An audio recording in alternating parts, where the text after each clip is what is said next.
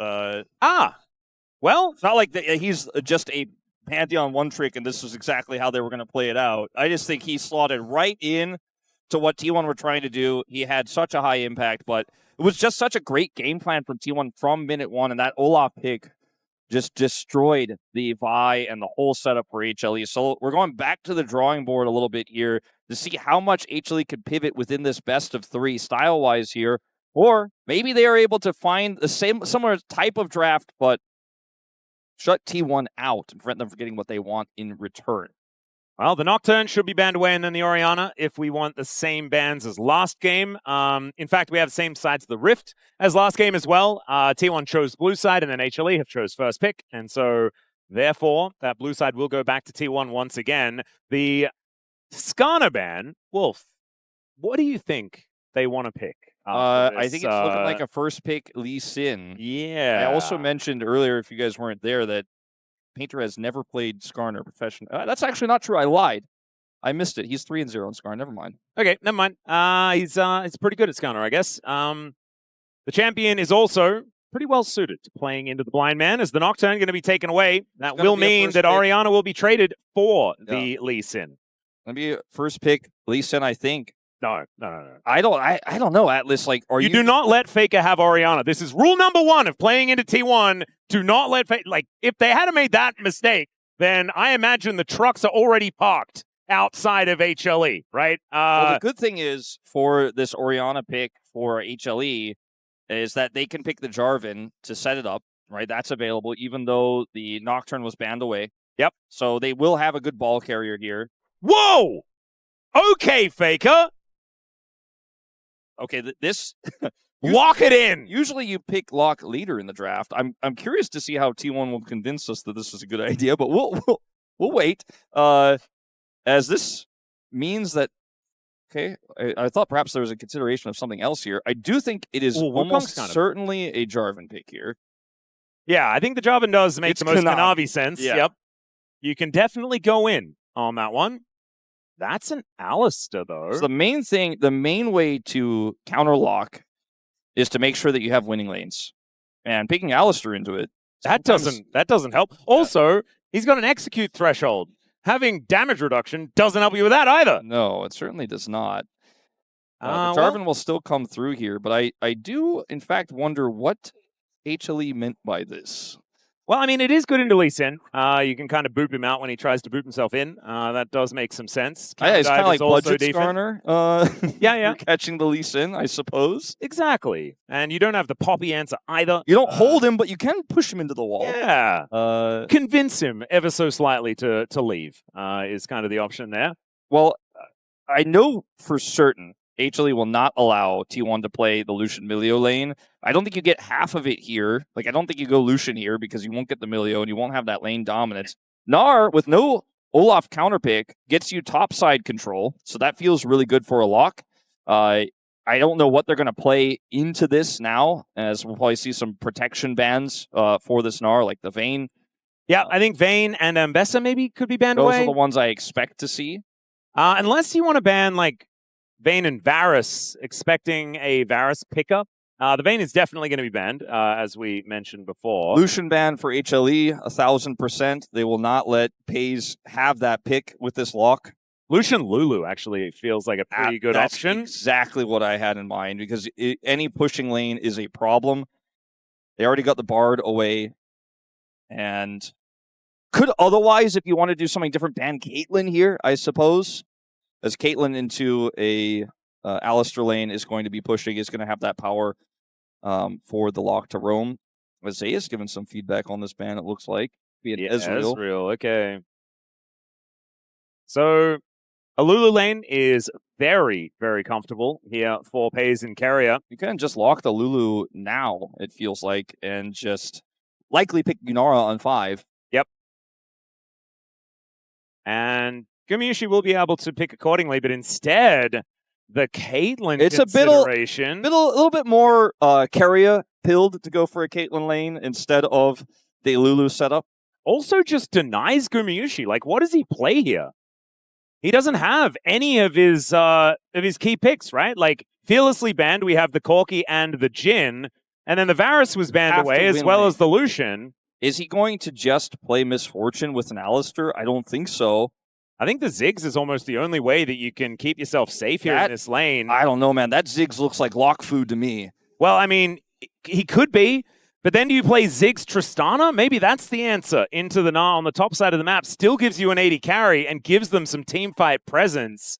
The Ambessa is the answer, though. That will be the decision made by Zeus. This is such an incredibly volatile lane here for HLE to try to play through into this Locke. We knew the Lux was coming because it's Keria, right? And Caitlyn Lux has always been a combo, but Keria is the Lux player. A lot of other players might even consider a Karma here just to guarantee it's a little bit easier to play, that you're going to have that push, but Keria never. He has popped off on this pick so often.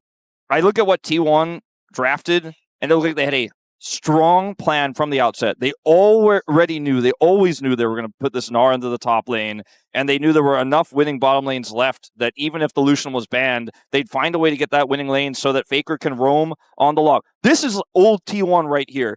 It says Painter right there, right? And Doran is playing on this roster, but this is like classic Kuma Keria, Caitlyn pushing lane, Faker roams, they dive again, they get ahead, they win the game. Like, this looks, to me, quintessential exactly what T1 used to play like, even when they were doing double marks from bottom lanes. Yeah. With Caitlyn support sometimes from Keria. And Locke is the champion to just press R and collect the money when you have that winning lane. But they also have top side defense to play for. And they have Lee Sin. I think like this is an even bigger draft gap than Game 1's draft gap. And if Doran, as he often does, can lane well on this Gnar, get himself to a position where he can team fight, which is his bread and butter on this champion, right? You get a Gnar into a wall, the Locke just feasts on absolutely everyone, and it should just be lights out from there. But let's see how it goes. We get into the Rift.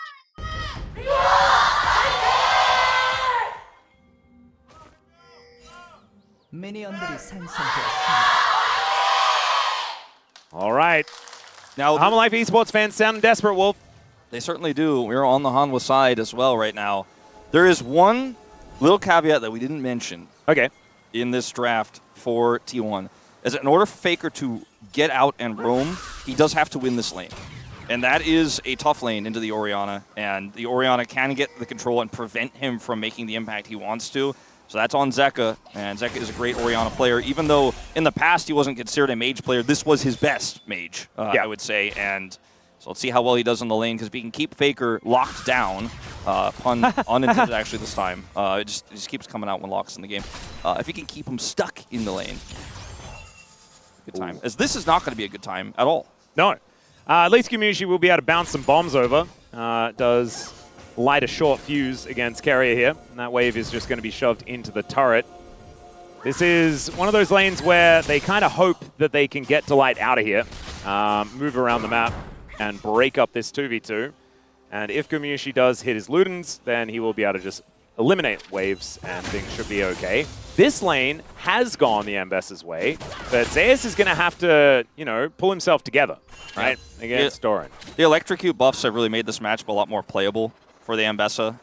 Talking about the old buffs. Yep. Not to mention Ambessa's sustain being buffed a little bit. Obviously does come into play a little bit later on, but when it does, she feels a whole lot better, and it does come in around the time of the Eclipse Spike, which feels fantastic. Keria not going to be able to help grab that bit of CS. Gumayusi should be able to help with this one. Okay, there's the flash in, and Zeus returns the favor at 2 minutes. All right, bit of a overstep from Doran there under turret. Man, they are such gentlemen in this top lane, right? Like, Zeus survives with 1 health, right? And then just gives the kill away. And then Doran's like, well, I mean, you gave me the kill in the last game. Time for your turn. Yeah, you and I are sitting here talking about Ambessa sustain and electrocute, and Zeus is like, what if Doran just runs it down? That is definitely going to be helpful. So we'll watch this again. Mega expires, and with this, Slowy wants to go in at the last possible second here, and then takes the turret shot. And that's it. That'll do it. Yeah, Zeus not celebrating just yet, though. And has now teleported back to lane with a pickaxe. Arena is silent, by the way. Like, it's crazy. Like, the Hanwha fans didn't even get like that excited about that play. They were like, we like Doran. He used to be our top laner. I think they're kind of watching like, what the draft though. But what about the rest of the game? How about that Locke champion? I'm a little bit worried.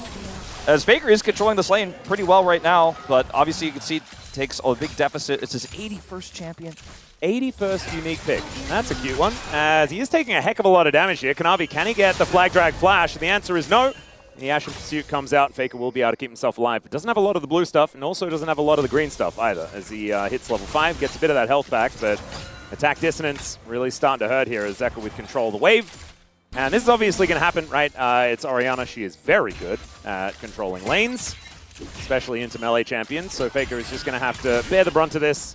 He doesn't have teleport, okay? Yeah. So, you know, he's just really having to play this as best as he can. Luckily for him, it's an Alistar on the other side. Pretty tough for Delight to dive him and set Zeka up. Zeka doesn't have level 6 yet. So this is actually really good back timing for Faker, considering the lane state. So he'll be able to get back.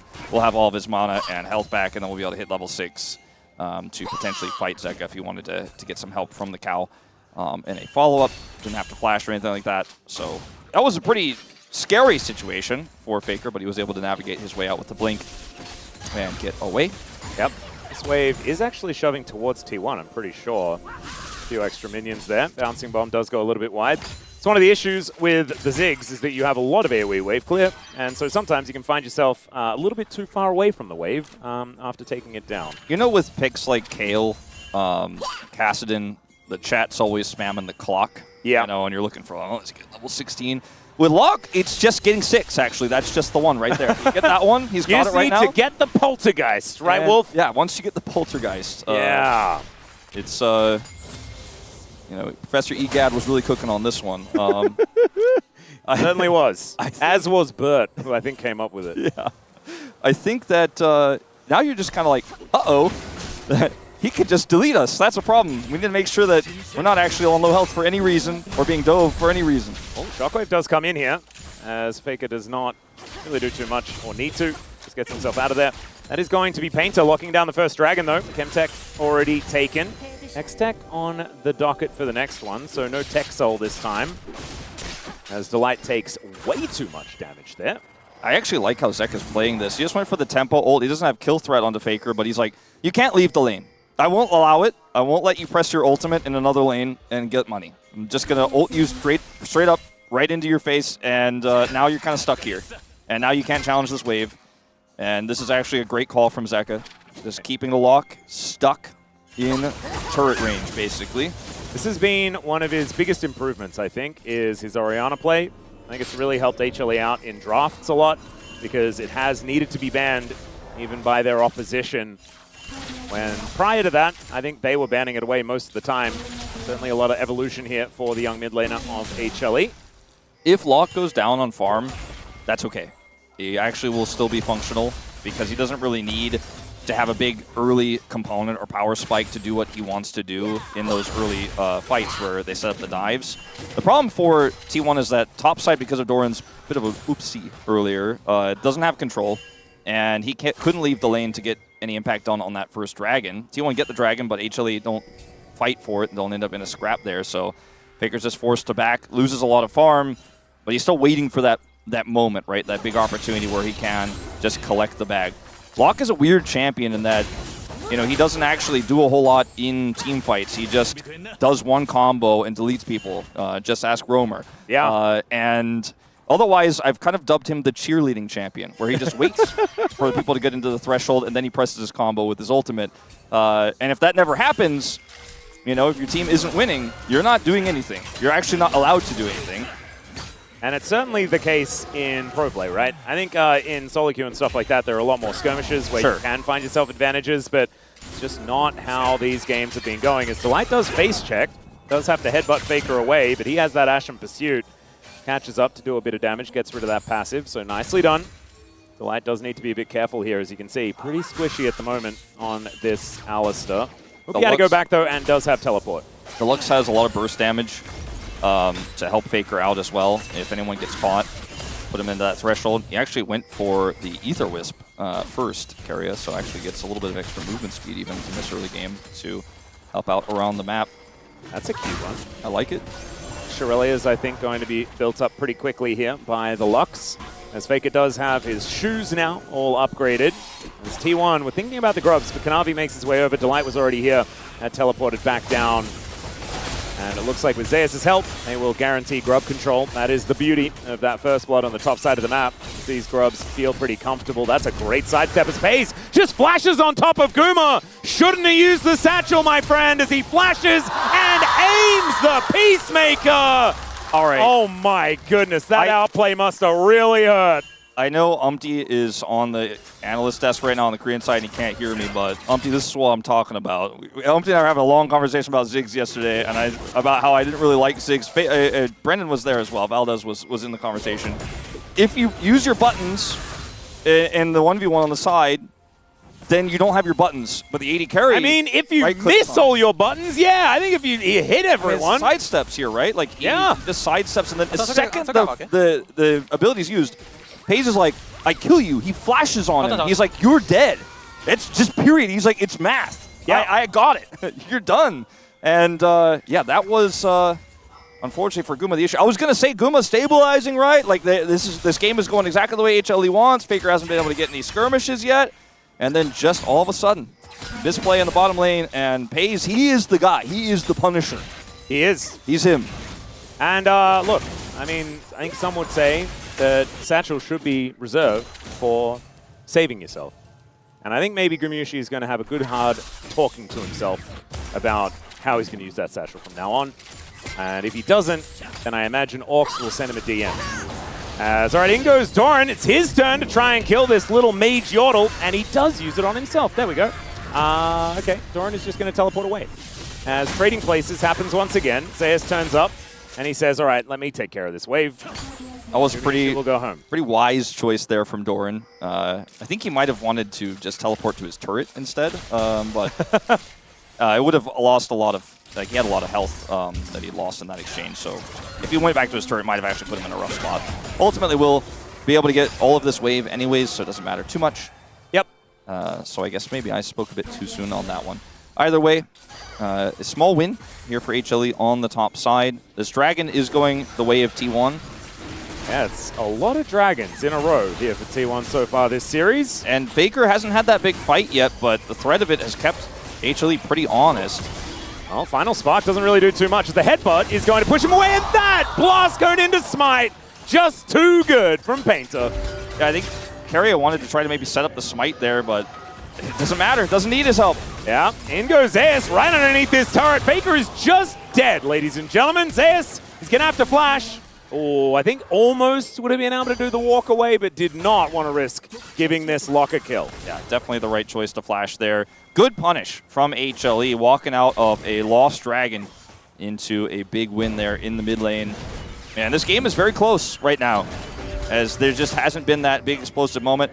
Locke, if he uses all of his buttons, can clear the wave, right? But that means he doesn't have them. And so Faker, I think it was a pretty obvious play for HLE to get that punish there. They were ready for it, and Faker was killed. Now he's down his flash as well. Got a flash in exchange, but I think definitely a huge win for Hanwha Life eSports. They do have 3 grubs with this composition for later on. They've denied that from the Caitlyn. I give them a slight edge in this game right now, despite being down 2 dragons, just because the win con of this draft for T1 hasn't gotten off the ground yet. They had that lane prio on the bottom side. They even got a solo kill there. But Faker is still a little bit in the hole right now. Yeah, I do think that HLE need to deny some dragons from now on, though, because it's a mountain soul. And for a composition that doesn't have a traditional AD carry, you want your burst to actually work. Yes. And I don't know whether they're going to be able to if a few of these mountains are stacked up and then that soul comes in. It's going to be very, very difficult. As Gumayusi throws some stuff around, he's going to be able to clear out the wave here in the mid lane. I think they should be able to win fights from here. I think now they're ready to fight. Now they're ready to challenge this Locke. And remember, this is where Caitlyn gets to be at her weakest as well. Now they're going to dive the Locke again. Yep, flash headbutt. Pulverize does come in. There's the knock-up from Kanavi, and nowhere that Faker can go. Delight very comfortably tanks up that turret with the ultimate. And the problem for T1 is that Zeus is still too strong on the other side of the map, right? And getting on over here towards the top side is only playing further into a losing situation. Yeah, I mean, they're trying to put Faker in a place where he could just farm safely, but there is nowhere safe if Kanavi wants to get on you on this map right now. And I think this was okay. Hold on. Oh, yeah. That was a very nice satchel that time around. Used a little bit offensively, but otherwise he is going to be okay. Just barely didn't have his flash. It's now Doran kiting this one away. Zeus with ulti up and available, but Doran trying to get towards Gnar, as we can see here. Zeus realizing that with this mini Gnar does have a lot of movement speed, doesn't want to just blindly throw out the ultimate with the ability to sidestep it, and wants to preserve that lead. I think HLE are in a position now where what they really need to do is just make sure that they can keep control over the map and use all of their zoning tools, right? They have a Ziggs and an Orianna. They have pretty strong front line that T1 has conditionally with Gnar, otherwise doesn't have.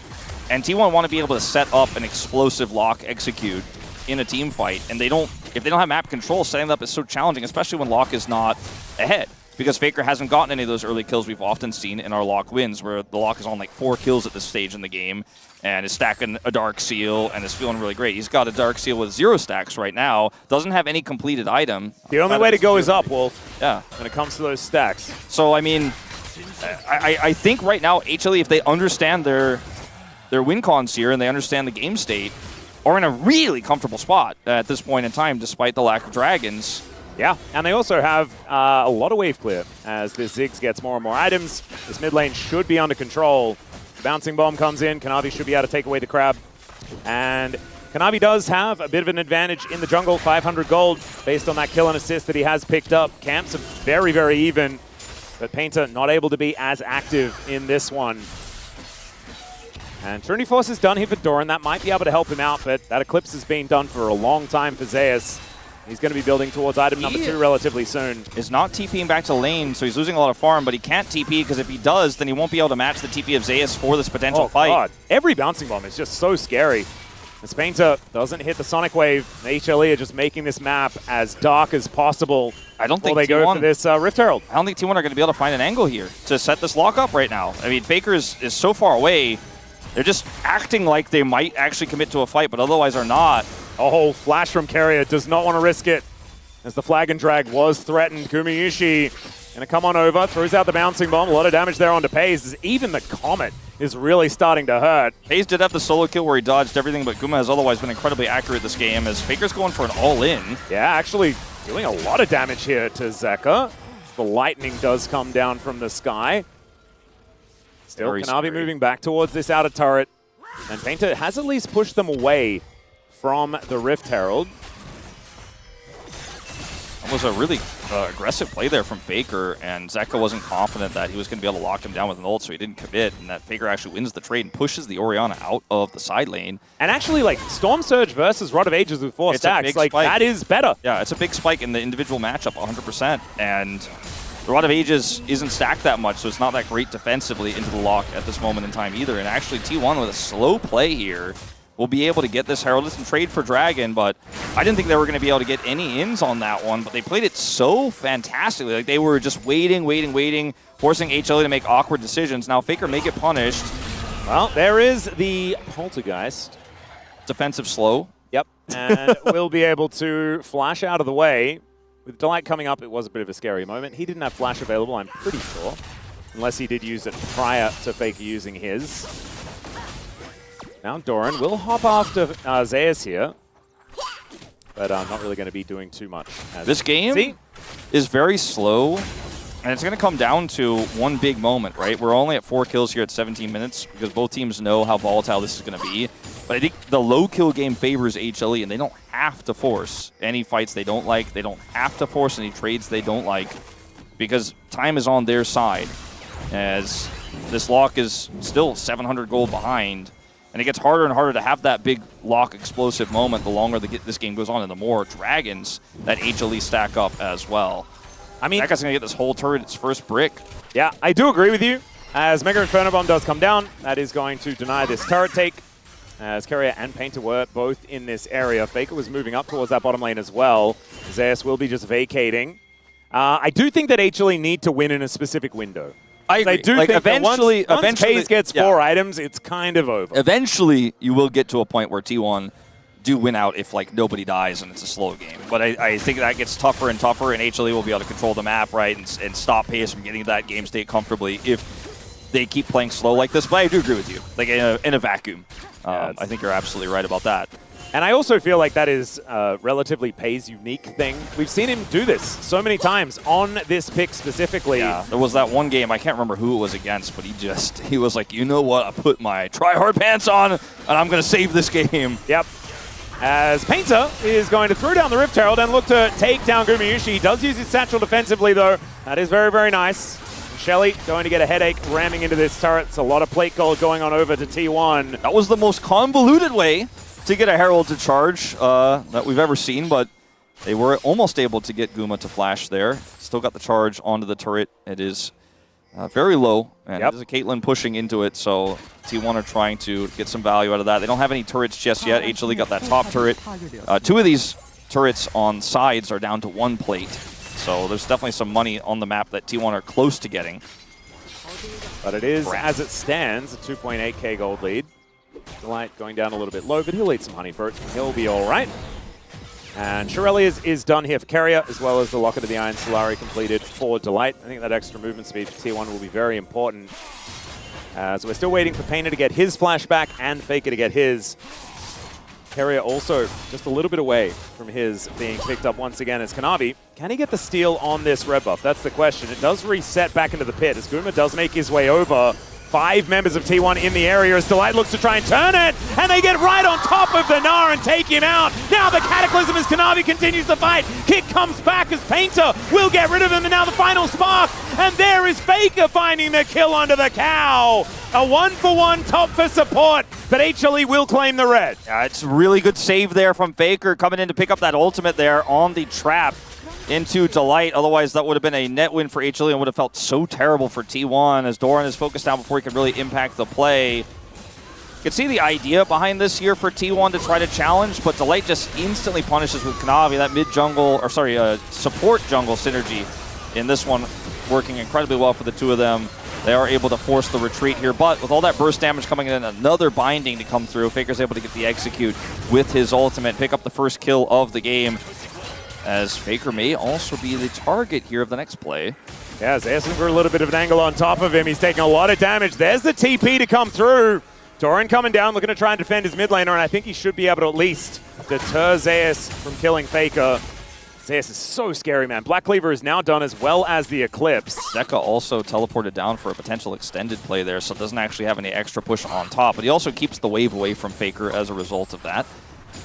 And I think that's why Doran was happy to make the TP save play there, because he's like, well, there is no top turret, so eventually if you push it in, we'll get that farm. But it's kind of awkwardly not the case, as Faker has to go all the way up to the top of that lane now to get it.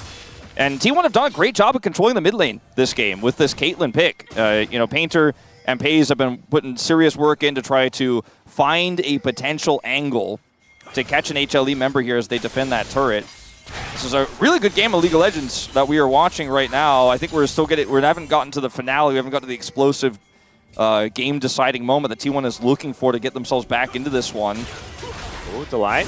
They get turned on here momentarily. Painter has shown himself towards the top side of the map, though, and is looking to try and steal away some Krugs, but Orianna there to defend. And this Dragon should now go over to Kanavi.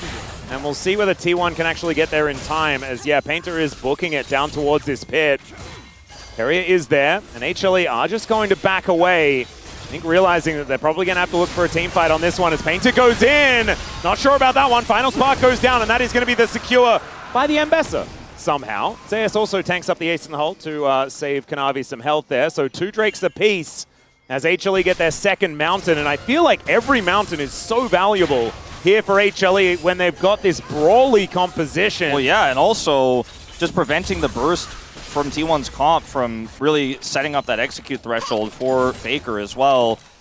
And, you know, if they had stolen that, it would have been amazing for T1. They had the burst set up there for the Keria with the final spark again. Last time he was able to get the crazy outplay and get out, but this time it was a bit too early, unable to do so. So HLE find themselves with 2 Mountain Dragons, and it gets tougher and tougher from here. As I still think HLE are in a fantastic spot in this game. I think T1 have played a really controlled, careful game, though. A lot of the time when we see Locke fall behind in these types of drafts, teams just send it, and the Locke looks horrible, and it doesn't work out, and people are like, I thought this champion was supposed to be broken. But Faker's like played some really nice side laning. He's been trading really well. He was able to pick up that kill on the Delight earlier. Playing a slow game here from behind with Locke, and it might not in the end work out, but I've been pretty impressed with what they've put together despite the deficit here. But Hanwha Life, so controlling right now on the map. Yeah, Keria, it's very difficult for him to walk up. Doesn't exactly have much of a health bar to speak of. Does have Shirelias to run away, but hard to run away when a Jarvan Cataclysm is awaiting you. And Gumayusi continuing to put on the pressure here in this mid lane, getting more and more comfortable. Shadow Flame now completed. As Delight Hex flashing over. You're going to miss there from Painter as Kanavi in the Baron pit right now. But there is a lot of vision here for T1. I feel like they've been great at that, as there is the Poltergeist, as we like to call it. But Faker not really going to find too much there, and now they're going to look to turn it onto Painter. Headbutt Pulverize does come down. Mega Inferno Bomb not doing too much of anything, though, as the Light Binding will not connect onto Kanavi, and he just gets himself out. A lot of buttons now put on cooldown, but no one hitting the deck just yet. Particularly Zeka's is not. I think he is the most important person in this scrap right now that T1 have to respect. They are going to be able to just kind of fight their way around the other side and get the turret. Final Spark, annoying Delight slightly there, but that is all it's going to do. Yeah, very nice. As Delight almost dies to the ace in the hole. Wow. Okay, that's a bit frightening. I think he's just about to steal away a red buff as well. Unless that did get picked up by Zeka. And honestly, I mean, who really is the best suited for another red buff? Probably Zeus, but he is not in the area. Now looking to head back towards this bottom side of the map. That gold lead for HLE is dissipating. So now T1 with this turret pickup, it's a low kill game. That's the difference, right? That between these two teams was that HLE had the turrets, but now T1 have picked up 2 additional ones. Now they actually have the turret advantage. It's such a tiny gold lead here, and almost all of it is on Kanavi, right? I mean, they have that lead over Faker. What we talked about already, he's on 2 items. His value in the team fight is to just delete the targets. The rest of the team does most of the work, right? And some of these scraps so far have just been a little bit messy from HLE, where they get an advantage but then get punished. Speaking of punishing, yeah, Painter goes in. Kanavi just going to give him a little bit of a passive auto attack, and out he will go one more time. Keria threatening. Painter is just always there, trying to start something. But Zeka's moving down. Faker a little bit later on the rotation. Painter still wanting to start something up here as he does just safeguard forward right on top of Delight. There is the Unbreakable Will as they look to take down Melise in, but he flashes out of the way. Another Mega Inferno Bomb goes wide as the ulti from Faker is going to connect onto a few. And there's the boom boom damage as the double comes in from Faker. And now Doran just hops right over the top. Faker looking for his third. It's Peyz that locks it down. 4 on the floor for HLE. Should be a Baron for T1. It's not the first time T1 have been behind and just found their moment here in round 3. Guma trying to layer that poke in, but I just don't think he has enough damage here. Painter is very low, and we know what kind of Baron this is, even though Ox is off today. Oh, Gumayusi in a lot of trouble. Faker's moving up. And let's see whether the nails will ring true. Gumayusi, that's not the satchel that he wanted, as Faker almost dies, actually. Would have been one more button, and he might have just been taken out. Still, Locke is another kill. It's a lot of things, but durable is not one of them. He does end up taking a bunch of damage there, but this fight is so scrappy the way it's set up here. They just put the pressure onto HLE. The Painter goes in and forces a reaction, but he's Lee Sin. They use everything on him, and T1 are like, all right, well, actually, this is a fight we could take, because look at the front to back. Your Peyz is set up so well. They get the burst down onto the Ambessa. The execute threshold is hit. Faker ends up getting a second, and they delete this Orianna. They just picked HLE apart, because HLE's all they're engaged on. Elisa couldn't peel after that. Well, there's a kickback on a Kanavi as well, as Faker is going to get the flash out from this Jarvan. He's going to go back in, though, because he's Kanavi, and that's what he wants to do. Teleport to bring the Ziggs into the battle. But you look at the gold. Dragon is soul point for either team. The gold is just so much the advantage of T1 after just one big play. Now have complete control over the map. Yep, Delight really wants to take Faker out of the fight before it's even really started in earnest. Gets the headbutt pulverized. They're looking to try and chain CC, and they will be able to connect it. Now can Kanavi get into the back of this pit to take this one down? The answer is no, but can they win the fight? This Mega Inferno Bomb is way better from Gumayusi as Doran hits Mega. Zeus trying to survive, but now he's actually looking to try and kill Doran. Doran, can he actually get the last auto? The answer's no, and that is just the ace. There goes the Baron, and HLE take back control. Baron's gone. HLE get the gold lead back. A huge team fight win for them. They've got 3 grubs on this Ziggs. This mid turret is not going to last very long at all. T1 were super hyper-focused on this Dragon secure. By the way, Painter, I'm pretty sure didn't even have Smite, actually. Does get it in the last second. There was a Smite sound. Yeah. He didn't have it, I think, at the initial headbutt there, but it came up just as he was walking away there. And so that was risky in itself, the whole situation there. But because it's so awkward for them to take the Dragon, it takes so long, that it's a great punish to come through from HLE. And they're back in the driver's seat. We just saw like a 6,000 gold swing twice, basically. Yeah, that was crazy. That Rebel Baron power play probably moot at this point because we have moved back to a 3,000 gold lead. Zeus going to get spotted here by Faker. Let's see whether Faker can find the execute, and I think he definitely can. Boom goes the Dynamite, and down goes the Ambessa. 1 minute until Zeus is back again. That's the thing about side laning into an Ambessa or into a Locke as well with any champion. Is if he just presses buttons on you and has an R on you, there is no outplay. You go boom. And even an Ambessa can't get the outplay 3 levels up because he's just too low on health. Faker's like, you can't stay against Locke, by the way. Watch this. I press R, and then you disappear. Yeah, and the Ashen Pursuit was already down, trying to catch the escape, and he did have the cavalry making their way in. Zeus now has a GA. That'll help him. But didn't have it in that last exchange. T1 looking to steal away this red buff. That will go over to Painter. And now he wants to kill Kanavi. Flags and drags underneath this inner turret. Baker's got a huge push in the bottom lane that Zeka's going to have to respond to. And they have control in the top side jungle. Very awkward here for HLE in this small little interim. That 1 kill onto Zeus just opened up the map entirely here for T1, as Faker's just going to run away. Doesn't like this fight. That's a healthy side lane champion he's playing into, so he's not gonna like that, especially without his ultimate. Yeah, Zeka as well with the dissonance will be able to move himself pretty quickly. One thing I do want to note is that we've got Peyz hitting 3 items with the Mortal Reminder completed, but Gumayusi has a very cool hat, and also is about to complete a Void Staff as well. The 4-item core for this Ziggs is just going to be so much damage. It's a lot of damage. It really is. But they need to win the fight quickly. They need to prevent T1 from setting up a combo. And they need to prevent T1 from getting a Mountain Soul as well in 2 minutes' time. I think that Drake is going to be a huge deal for both of these teams, but I think HLE definitely needs to take it if they want to win this game. If T1 get this Dragon, their call to force it on the last one, even though they got wiped, to secure Soul Point will have been worth it. And that's what we're going to find out, is whether it was or not. The fact that Faker has been able to budget in an extra Zhonya's into his build as well with the kills he's picked up here on the fringe means that he can get an extra combo off in a team fight here post Zhonya's to get some executes potentially, as we're going to see a collapse with TP. Oh, Doran just going to teleport out. Oh, the Pulverize from over the wall! And now Doran going to be forced into some alcove gaming that he absolutely doesn't want. And down will go the Gnar. 1:20 on the Drake. And Doran doesn't have no TP. Teleport. So it's going to be awkward for him to set up a Gnar bar for this fight. I just don't think he'll be able to. Oh god, there's Gumayushi's Void Staff as well. Item Spike has been hit. Exhaust first, and then flashes to get this pull over the wall. Crazy, crazy business here from Delight. He said, no, we're committing 4 people. I'm not going to let you waste our time. Really committing 5 people ultimately, with Guma coming down as well. And man, Gumayusi taking a big old chunk as 4 items were completed by Peyz at the same time. KD carries are very, very close in power level right now, despite that gold lead being slightly in favor of Gumayusi. 4 items feel so good for the Caitlyn, especially when one of them lets you hit people from a billion miles away. Exactly. That's the big one. You know, you get the big damage, and now you get to use it. Now you have that rapid fire cannon.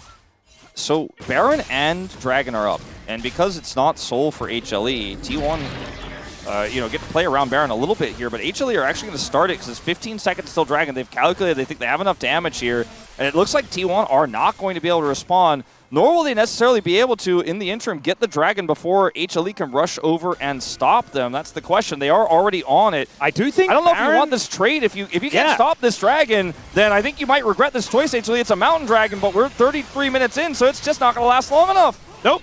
So this Mountain Soul is going to go over to T1 as Doran hits Mega. He's on control vision, but Delight is also in a bit of trouble. There is the Gnar from, oh no, never mind. Doran not going to be able to find it. Gets it onto 2 in the end, but he is still dead. Flashes out of the way. Kanavi tries to get in there, but it's Gumayusi with the bomb to take him down. With 1 dead, then there might be an opportunity for HLE to push, but Mountain Soul, if T1 can reset and get back out onto the map with 5 people, this could be a very, very tough game for HLE. It's such a gambit to go for the Baron instead. They do have a Fed Ziggs with 3 grubs with Baron, so I think what their plan here is to just go and get as much damage done straight up in their faces as possible. There's no Gnar here, and they're going to open this base up directly. They might even start sieging those Nexus turrets because there just is not a whole lot of T1 right now without Doran.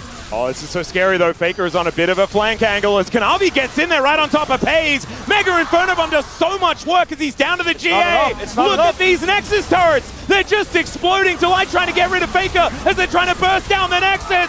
And it just goes.